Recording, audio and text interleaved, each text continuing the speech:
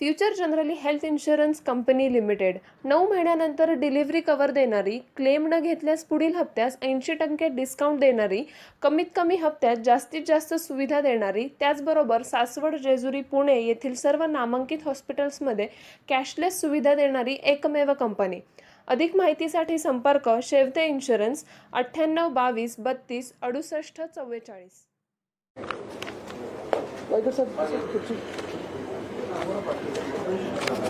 करूया सुरुवात.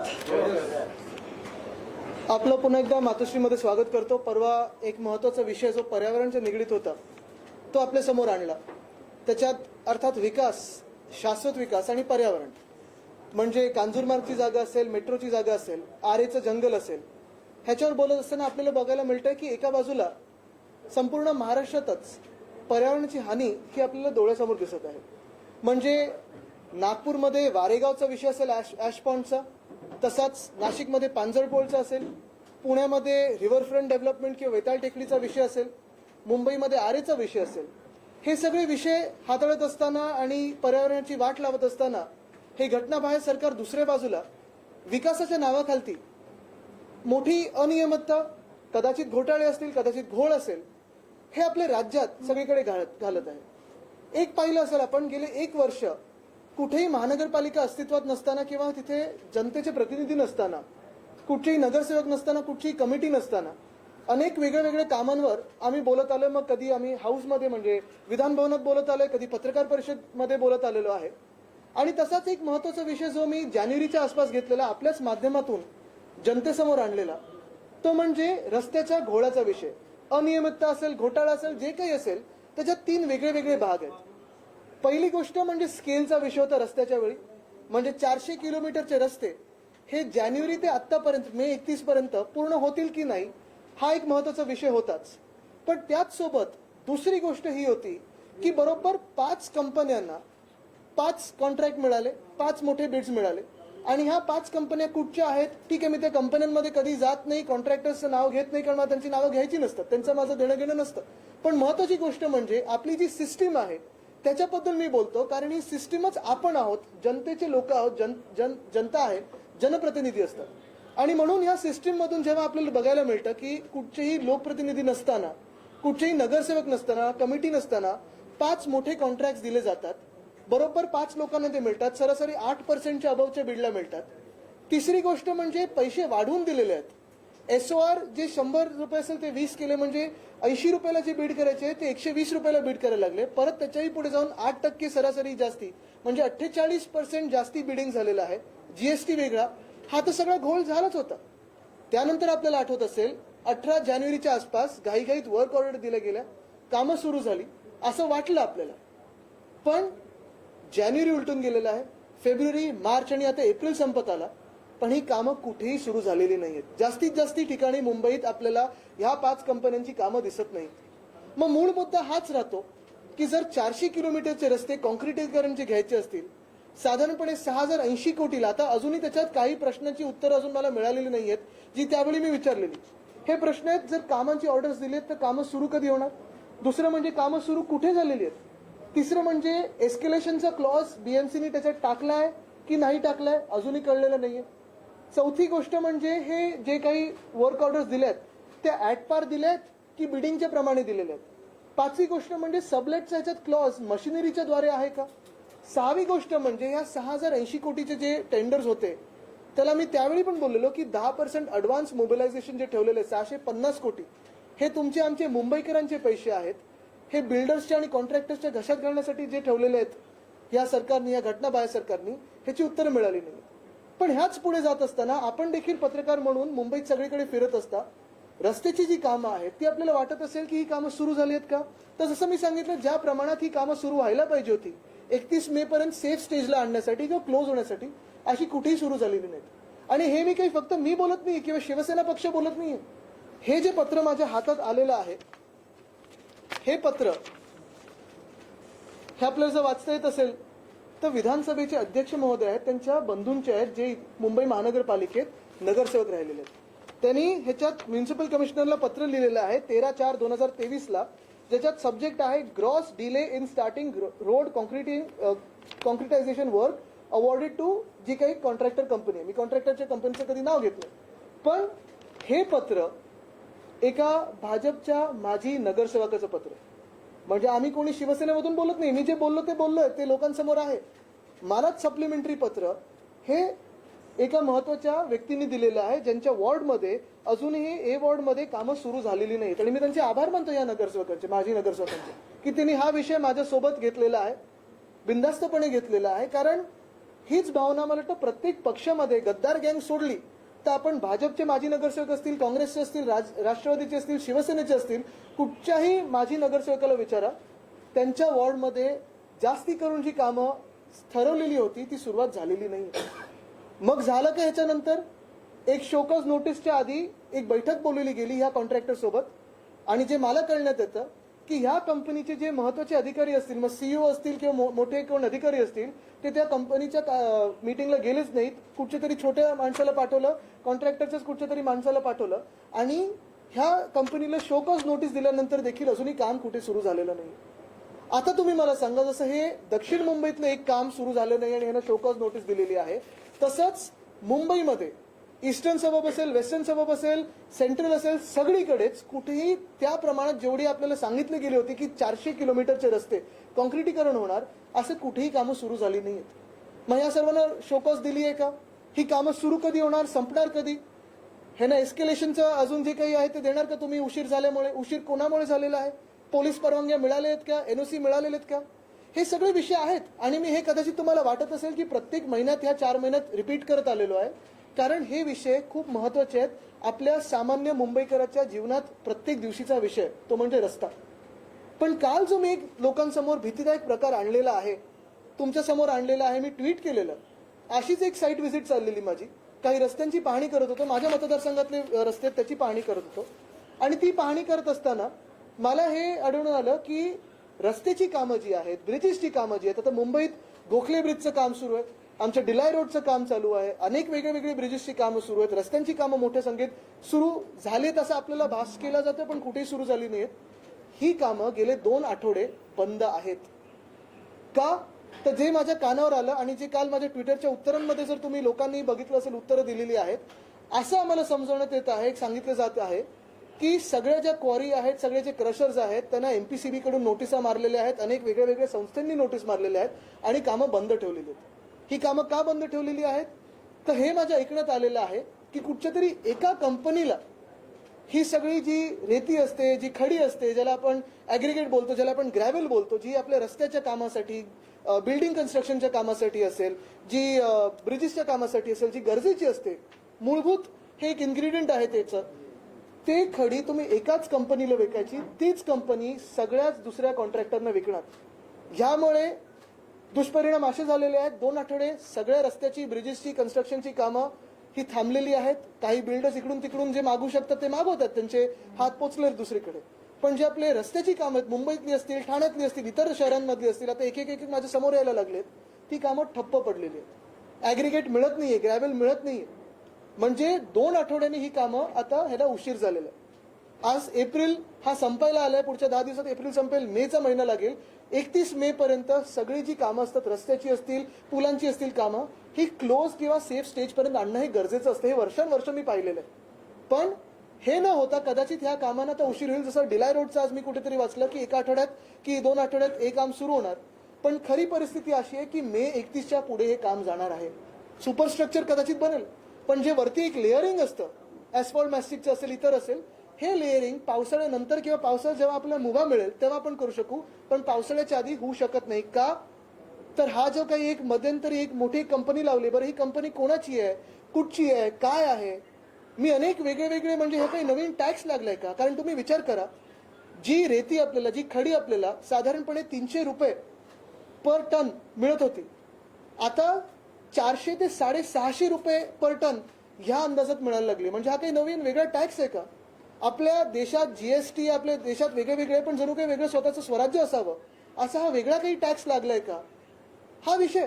आणि म्हणून आपल्या माध्यमातून मी केंद्र सरकारला पण विनंती करेन, गडकरी साहेबांना पण विनंती करेन, कारण ते वेगवान रस्ते बनवत असतात, की थोडं ह्याच्यात लक्ष घालून आमच्या महाराष्ट्र सरकारला थोडी एक समज देऊन हे जे काही घोळ चालू आहे, जो काही घोटाळा चालू आहे, नवीन जो टॅक्स लावलेला आहे, नवीन काही पाबंदी लावलेल्या आहेत, मनमानी सरकार जे चाललेलं आहे घटनाबाह्य सरकारचं, कुठेतरी हस्तक्षेप करून हे थांबवणं गरजेचं आहे.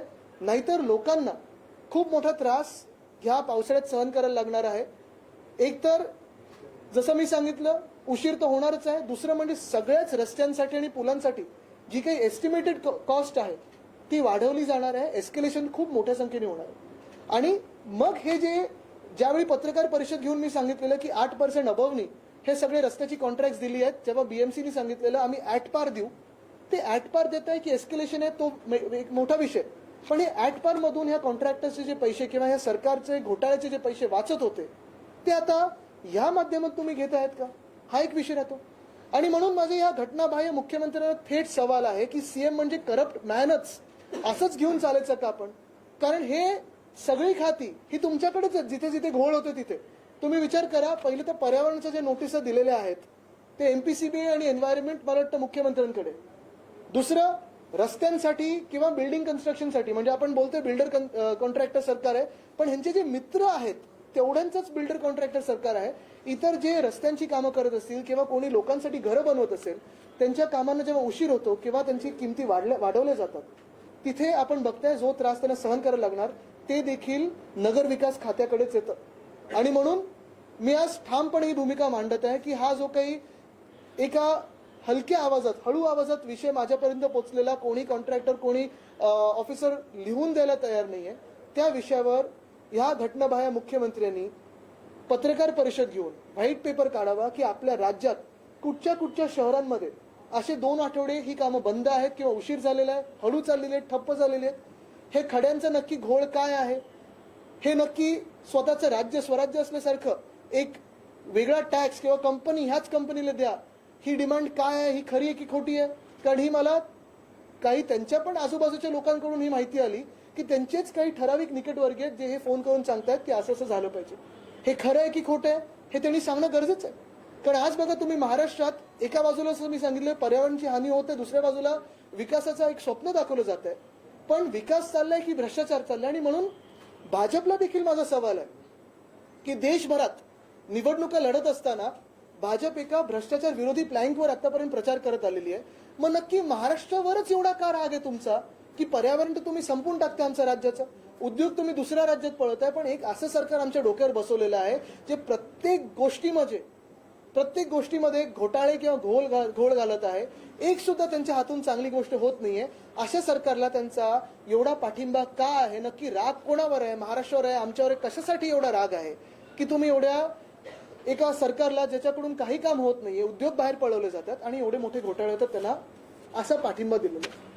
इक्बाल शेख शिखर यांना या संदर्भात खेडी पुरवठा विचारला असता त्यांनी सांगितलं की खेडी पुरवठा आणि त्या संबंधित कंपन्या आहेत त्याचा आमच्याशी काही संबंध नाही. आम्ही अशा प्रकारची कुठलेही त्या संबंधित कंपन्यांना सांगितलं नाही की तुम्ही यांच्याकडूनच खेडी घ्या वगैरे. मला वाटतं तुम्ही एक त्यांना विचारा की गेल्या 2 आठवड्यात किती कामं काय वेगाने चाललेली आहेत आणि एफिशियन्सी कुठे. कारण तुम्हाला आठवत असेल जेव्हा मी पत्रकार परिषद घेऊन मागणी केलेली की ह्या रस्त्यांचे आम्हाला हे द्या, कंपन्यांचे सगळे चौकशी करून कोण कोण कुठे कुठे देशभरात काम करते, ऍडव्हान्स मोबिलायझेशन कसं होतंय, पोलिसांची परवानगी आली का, आपल्याला काय सांगितलं होतं, आम्ही सीसीटीव्ही लावू, जनतेला फुटेज देऊ, डीएलचे सगळं आम्ही माहिती देऊ, तुम्हाला जनतेला प्रत्येक महिन्यात किती काम झालंय ह्याची माहिती देऊ. आली कोणाकडे माहिती?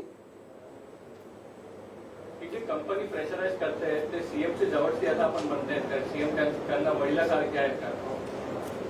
आता हे तुमच्याकडून आलेलं आहे, पण निकटवर्गीय हे मला सगळ्याच लोकांनी सांगितलंय. उलट त्यांच्या आजूबाजूचे जे अधिकारी ते लोक आहेत ते पण मला सांगतात निकटवर्गीय. आता निकटवर्गीय कोण आहेत, हे खरं आहे की खोटं आहे, त्यांनी पत्रकार परिषद घेऊन सांगायला पाहिजे. कंपनी कुठली आहे? ठाणे आहे, नवी मुंबई? ही कंपनी आता माझ्या माहितीप्रमाणे 3 महिन्यापूर्वी हे आलेली आहे. पण हे तुम्ही थोडं माहिती घ्या, कारण जसं मी सांगितलं स्वराज्य असल्यासारखं सगळं चाललेलं आहे. आपल्या देशामध्ये केंद्राचे आणि राज्याचे टॅक्स हे जनतेला माहिती असतात. म्हणजे मी केंद्रीय वित्तीय मंत्र्यांना पण विचारीन की हा नवीन टॅक्स काही आलाय का? दरवर्षी पावसाळ्यात खड्डे भरण्यासाठी तिथे कॉन्ट्रॅक्ट काढलं जातं. दरवर्षी 40 कोटी रुपयांचं कॉन्ट्रॅक्ट असतं. यावर्षी मात्र 126 बरोबर कॉन्ट्रॅक्ट जे आहे ते काढले गेले आहे. त्या तिप्पट होण्यामध्ये काय काय? हेच मी सांगतो, त्यांचे ठराविक जे मित्र कॉन्ट्रॅक्टर आणि बिल्डर आहेत त्यांचा फायदा होण्यासाठी हे काम चाललेलं आहे. ह्याच्यावर देखील आम्ही खोलावर जाऊन पत्रकार परिषद घेणार आहे, पण हे टप्प्याटप्प्याने घेणार आहे. आदित्य, आज जी एक बार हिंदी में शरीफ कर दीजिए विषय आपने हिंदी में भी बहुत ब्रीफ करने को है, लेकिन संक्षिप्त में अगर बात करनी हो तो यही बात है कि कल मैं जब अपने वार्ड में राउंड्स पे था, जब मैं देखता हूँ कि काम कैसे चल रहे हैं, उसकी प्रोग्रेस क्या हुई है, तब एक बड़ी घटना मेरे सामने आई कि मुंबई में सारे जो रास्तों के काम है या ब्रिजेस के काम है वो पिछले 2 हफ्तों से स्लो डाउन हुए हैं या बंद हुए हैं। बात यही है कि ये मेरे सुनने में आया है, सारी जो स्टोन क्रशिंग कंपनियां हैं जो सप्लाई करती है उनको नोटिस दी गई है एनवायरमेंट डिपार्टमेंट से कि सारे ये जो काम है वो बंद रखें और सिर्फ एक ही कंपनी के माध्यम से ये सप्लाई होना चाहिए। इसका नतीजा ये हुआ है कि सारे मुंबई के जो काम है या शायद एमएमआर के काम हो, शायद अन्य शहरों में भी हो, क्योंकि कहीं भी लोक प्रतिनिधि नहीं है, तो ये बातें काफी धीरे अपने सामने आती है। लेकिन यही बात है कि नतीजा ऐसे हुआ है कि जो कीमतें थी लगभग 300 रुपए प्रति टन था, वो कीमत अभी 600 रुपए प्रति टन तक गए हैं।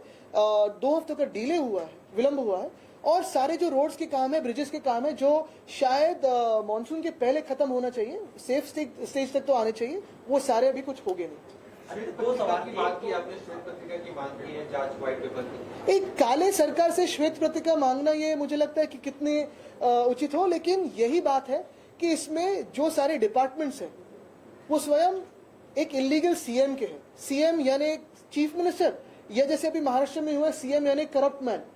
इसमें अगर उनको ठीक से जानना होगा, जनता को ये जो बात है लोगों के सामने लानी होगी, और यही बात मैं कहता हूं कि सीएम ने, इलीगल सीएम ने पत्रकार परिषद ले और आपके जो सवाल है, मेरे जो सवाल है, उसके उचित जवाब दे। इस पूरे घोटाले का जिसका जिक्र करें, कोई खुलकर तो नहीं कह रहा, आपने पहली बार मुद्दा उठाया, इसे लॉजिकल एंड तक ले जाने के लिए क्या आप संबंधित विभाग में शिकायत दायर करेंगे? आपकी पार्टी की तरफ से कोई इनिशिएटिव लिया जाए, अन्यथा नेतृत्व से प्रेस कॉन्फ्रेंस तक बात आगे? नहीं, बात यही है कि मैंने जब जनवरी से अभी तक बात ये छेड़ी है। अगर आप देखें तो बीएमसी ने जो अबव के बिड्स थे वो एट पार देने के तय किए थे, अभी तक रोड कॉन्ट्रैक्ट्स दिए नहीं है।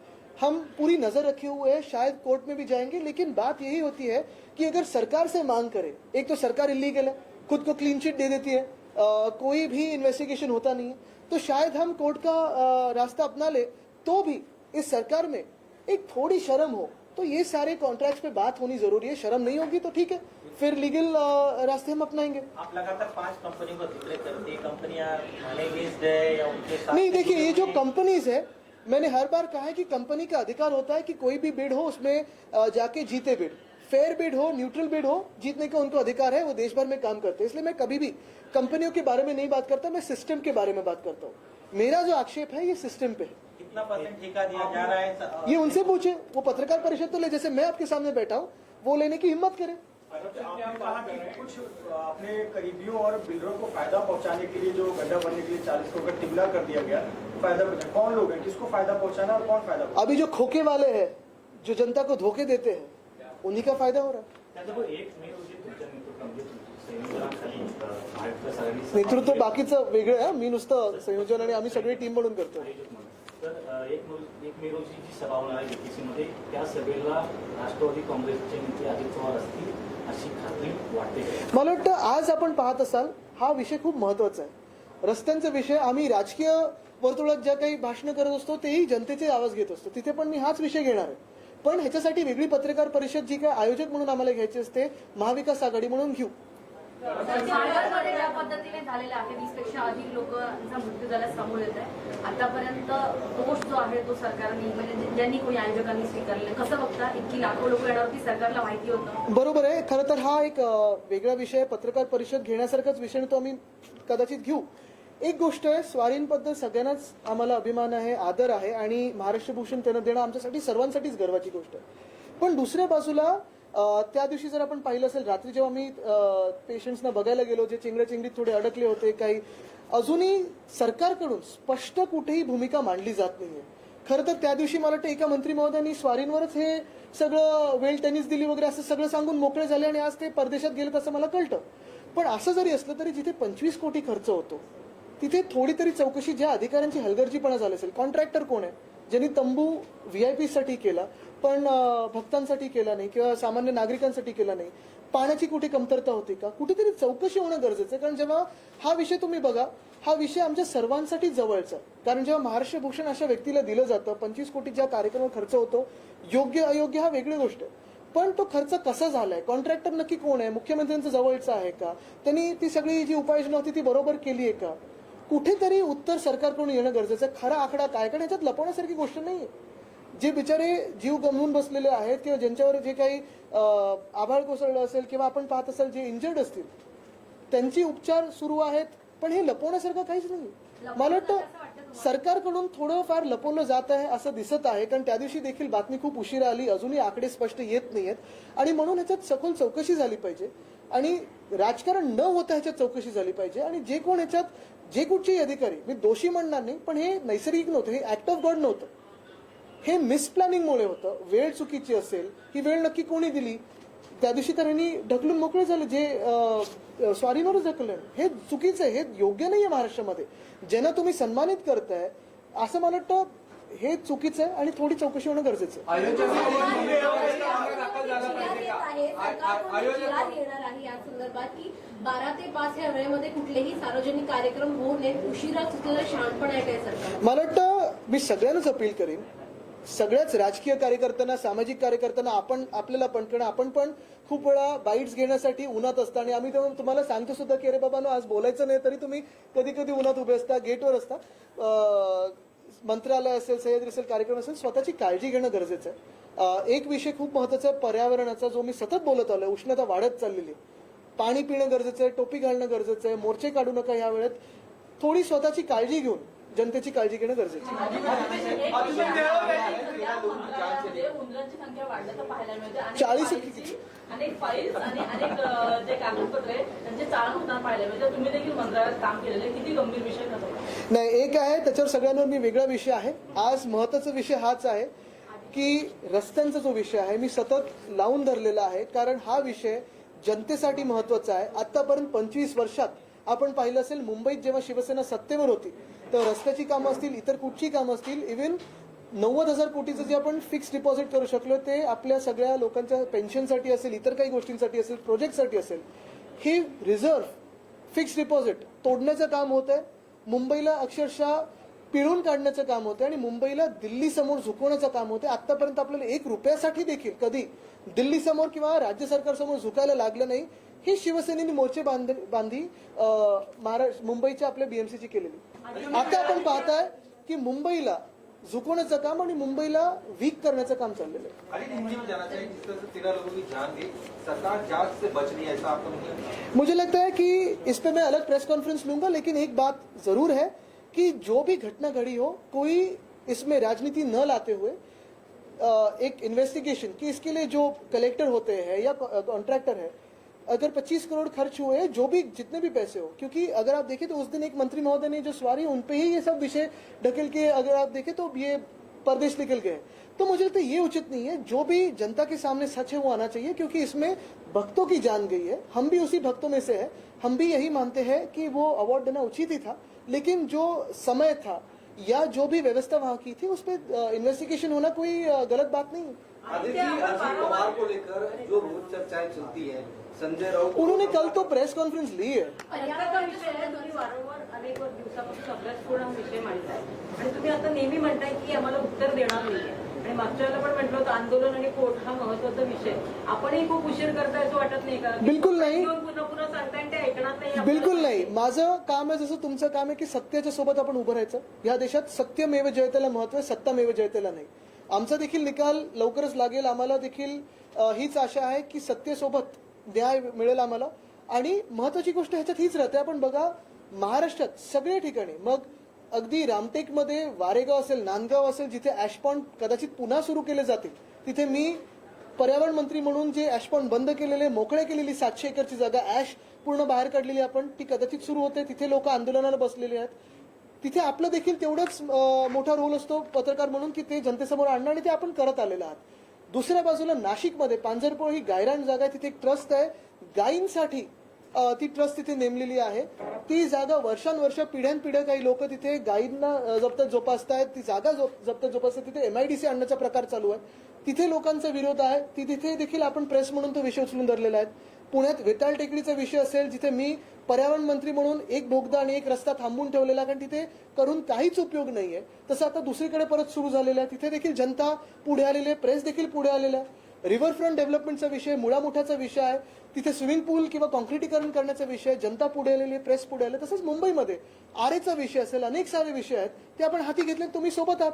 तर आपण सगळे जनता म्हणून सोबत असताना आणि तुम्ही या लोकशाहीचा एक महत्वाचा आधारस्तंभ म्हणून सोबत आल्यानंतर भीती कुठच्या गोष्टीची? आरेचा विषय तुम्ही काढला आहे. सुप्रीम कोर्टाने MMRCL ला आता 10 लाखाचा दंड ठोठावलेला आहे, कारण का आरेमध्ये 87 ट्रीजची तोडायची परमिशन होती, मात्र 177 ट्रीज तोडले गेले आहेत आणि त्यासाठी सुप्रीम कोर्टाने आता MMRCL ला 10 लाखाचा दंड मारल्या म्हणजे चूक झालेली हे MMRCL ने मान्य केलेलं आहे. आता महत्वाची गोष्ट हीच आहे, त्या दिवशी मी सांगितलं की कांजूरमार्गला नेऊन जे आपण या महाराष्ट्राचे 10,000 कोटी वाचवले असते, म्हणजे आपण पाहत असाल 2 लाईन 414 हे ठाणे जिल्ह्यात आता ऍक्विजिशन होणार आहे. कोणाच्या जमिनी आहेत, कोणाच्या सातबार आहेत, कोण मध्यस्थी करताय ह्याच्यात मला जायचं नाहीये, पण ते जे काही पैसे असतील वाढवून आता जे मिळतील ते मग कांजूरमार्गच्या जमिनीचे आरेचे, मग चारही ठिकाणी कन्स्ट्रक्शनची कॉस्ट, मग तिथे मेंटेनन्सची कॉस्ट, ऑपरेशनची कॉस्ट, मॅनपॉवरची कॉस्ट ही एका जागी जर आली असती तर हे वाचवले असते पैसे.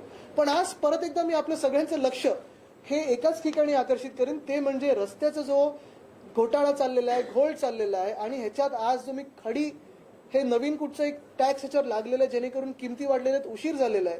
केंद्र सरकारकडे पण मी विनंती करीन की आमच्या महाराष्ट्रामध्ये जे काही घोळ चाललेले आहेत थोडं हस्तक्षेप करून जे रस्त्याचा वेग कदाचित इतर राज्यांमध्ये गडकरीचा वेगवान जे रस्ते बांधत आहेत, तसं मुंबईमध्ये देखील हे जे काही घोळ चाललाय तो त्यांनी सोडवावा. धन्यवाद. झालं आता चलो, thank you.